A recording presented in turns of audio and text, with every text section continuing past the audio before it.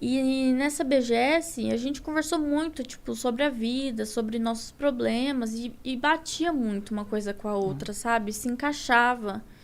E aí, nas nossas conversas, antes da live dele, depois da live dele, que a gente conversava muito por telefone, ele falava assim pra mim: você se bloqueia de sentir alguma coisa por mim porque você tem medo do mundo lá fora, das pessoas, como elas vão te julgar, o que elas vão falar. Porque eu tinha 18, ele tinha Você 30 estava e... com 19, eu tava com 35 na É. época.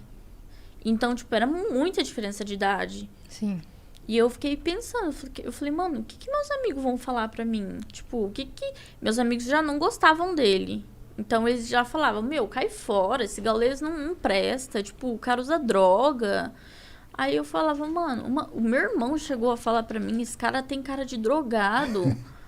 Juro pra você. E tipo, eu falei, meu, o que a minha mãe vai pensar? O que meu pai vai pensar? O que meus amigos vão pensar, né? E aí, isso me bloqueava muito de sentir alguma coisa por ele.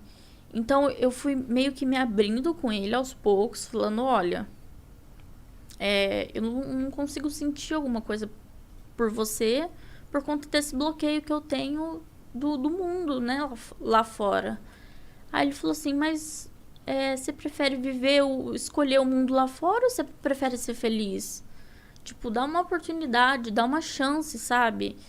Mostra pra você mesmo que você consegue. Você falou a coisa certa. Ele falou pra mim, você merece ser amada. Você já passou por tanta coisa ruim, você merece uma pessoa que te ame, sabe? Que cuide de você.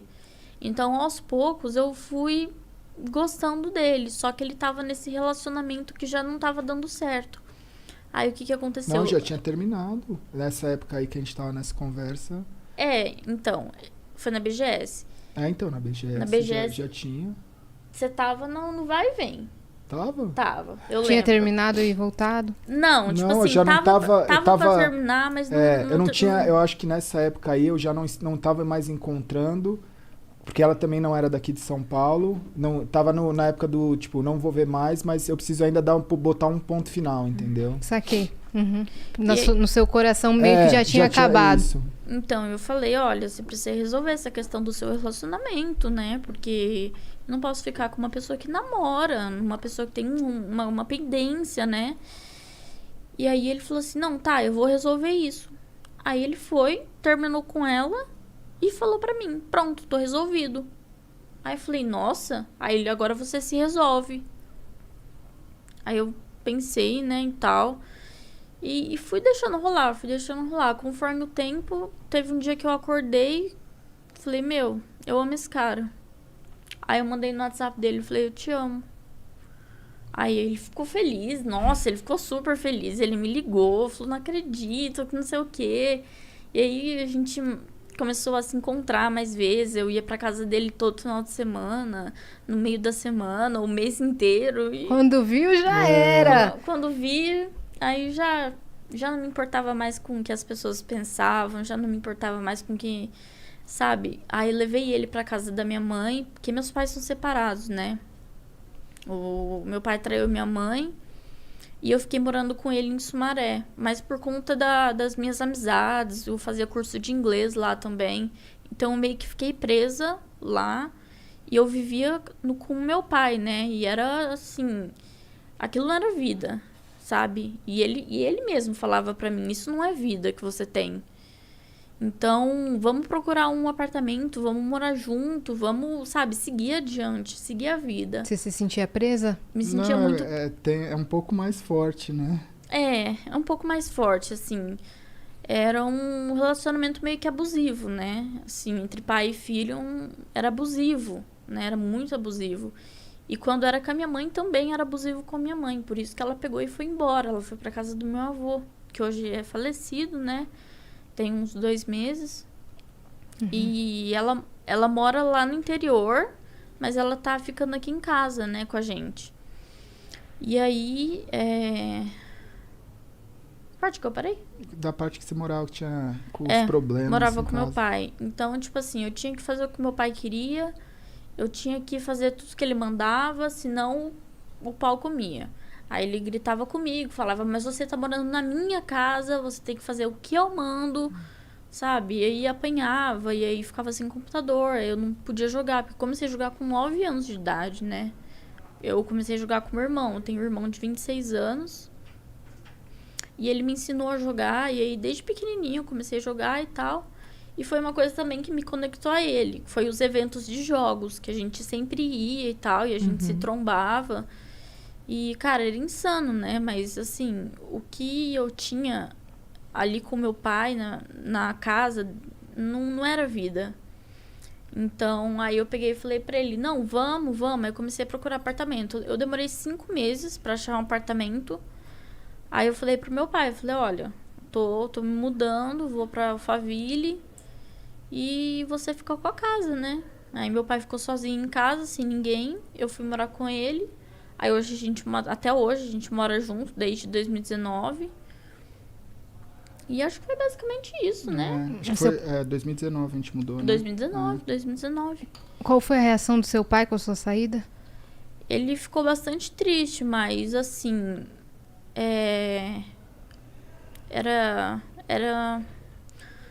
Não tinha comparação, assim, a tristeza dele com a minha. Sabe? O que eu sentia e o que ele sentia.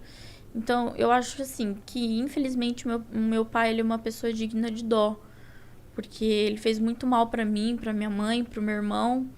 Ele me batia muito, ele batia muito no meu irmão. Ele tratava de forma agressiva minha mãe, né? E eu e meu irmão crescia vendo isso, esses tipos de abuso, né? Porque abuso não é só abuso sexual, tem abuso psicológico, verbal, então.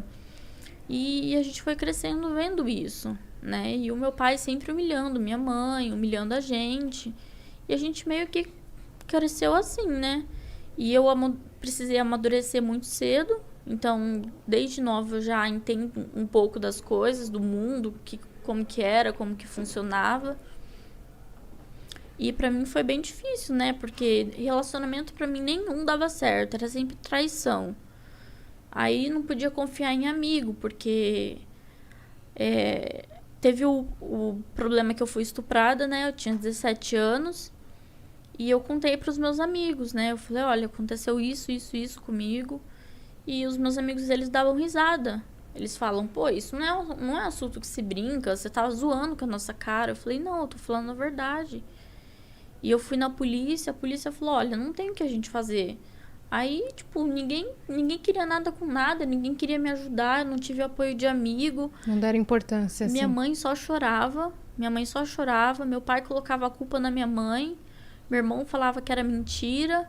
E eu não tive, assim, não tive um acolhimento, né? A palavra certa, assim, um acolhimento.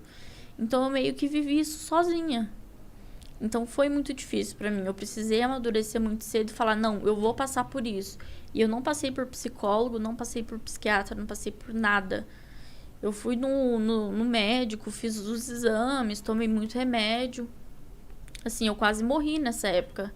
Porque eu tomei um negócio que chama coquetel, que são vários remédios. E um deles me deu reação, que é a amoxicilina. E deu reação no meu corpo inteiro e eu tive início de uma parada cardíaca, né? Meu Deus. Então, minha mãe só chorava, ela não conseguia falar comigo. E assim, pra pedir pra me levar no hospital, eu tinha que pedir pra minha vizinha. Porque minha mãe não tinha condição, meu pai não tinha condição, sabe? E aí eu meio que fui enfrentando as coisas sozinhas, até eu conhecer ele, né? E a gente compartilhar dessas histórias junto, da gente se acolher, da gente se entender e saber lidar, sabe? Quando um tá com dor, quando o outro tá se sentindo mal, a gente sabe o que fazer, né? Porque a gente passou por isso junto. A nossa história bate muito uma com a outra, né? E a dor que ele sente, você já conhece. Sim, e a dor que eu sinto, ele conhece. Então meio que encaixa assim mesmo, sabe? E assim, quando eu escolhi gostar dele, eu falei assim, olha, eu vou ficar com você. Quando ele comprou o anel, a gente não namorou, a gente noivou. A gente pulou a parte do namoro. Entendi. Então vocês se conheceram, decidiram que vocês iam começar a ficar E depois foi noivado, não Porque foi namoro. foi uma coisa muito intensa, foi uma coisa muito forte que a gente sentiu um pelo outro. E ele foi e comprou aliança de noivado. E ele falou assim, você quer ser minha noiva? Eu falei, quero. Tipo, ali eu já escolhi a pessoa que eu queria casar, a pessoa que eu queria pro resto da minha vida. Né? Então, até hoje... A gente só não casou por causa da pandemia, né? porque... Mas vai rolar. Só que, e aí eu acho que o começo também, esse começo que a gente decidiu ficar junto e enfrentar assim, também foi uma coisa que muita gente hoje tem como algo leve, mas nunca foi nada leve, né? Porque o começo foi muito duro, assim, porque tudo que a gente postava junto, né? Tudo que a gente fazia, todos os lugares... Cara, era, putz, ó, nossa, bonita sua filha, nossa, bonita sua neta. E ela também. E aí eu falava assim, cara, as pessoas, elas não entendem que, às vezes, eu não consigo, por exemplo, eu demorei muito tempo da minha vida para entender que relacionamentos que eu tive no passado, eles tiveram problema porque a pessoa que tinha uma idade próxima a minha ou um pouco mais velha, me remetia a problemas que eu tive com a minha mãe. Então, às vezes eu estava me relacionando com alguém que tinha uma aparência ou tinha uma maturidade um pouco mais velha, e, mano, aquilo me deixava mal, sabe? E aí, quando eu conheci a Leti e tal, não sei o que, eu falei assim, cara, eu posso ser e eu posso gostar de uma pessoa sem ter os traumas que eu tinha antes. Ela não te causava isso? Não me causava isso. E ela também tinha esse lance de, por exemplo, tudo que é muito adulto também remete ao pai dela. E eu sou uma pessoa que, apesar de eu ser velha, eu tenho a minha vida, ela é super jovem. Eu relaciono com jovens, eu tô todo dia com jovens, meus amigos são jovens. Você tem a aparência jovem? Então, é uma coisa que, tipo, eu olho e falo assim, mano, eu olho uma pessoa da minha idade e falo, mano, eu não sou igual a essa pessoa. Eu tenho uma outra, sabe? Eu tenho uma outra forma de levar a vida. Então, eu falava assim, mano, ninguém vê esse lado. Mas eu pensava quando eu falava assim, mas ninguém é obrigado a ver. A gente que vamos levando. Essa galera que veio pra cima de vocês, assim, durou muito tempo, demorou muito tempo pra aceitarem? Como é que foi? Cara, como é que isso foi se transformando, assim? Então, no começo ela teve muito problema, porque falavam, nossa, ela é interesseira, e por que uma pessoa dessa estaria assim com você? E porque, acho que no começo teve muitas, assim, a gente teve que quebrar muitas barreiras, até porque imagina que foi criada uma comunidade, né, a tribo. E aí eu tô ali, sou uma pessoa que tá à frente disso tudo. E aí eu deixei muito espaço das pessoas interferirem e falarem, querer achar o que seria bom ou não para mim, o que seria o modelo ideal ou não. E aí eu acho que até eu conseguir, primeiro, digerir as coisas de por que eu decidi, por que eu tava buscando isso, e encarar isso, e colocar esses limites, foi um período de aprendizado. Porque não é fácil. O que o pessoal mais cai em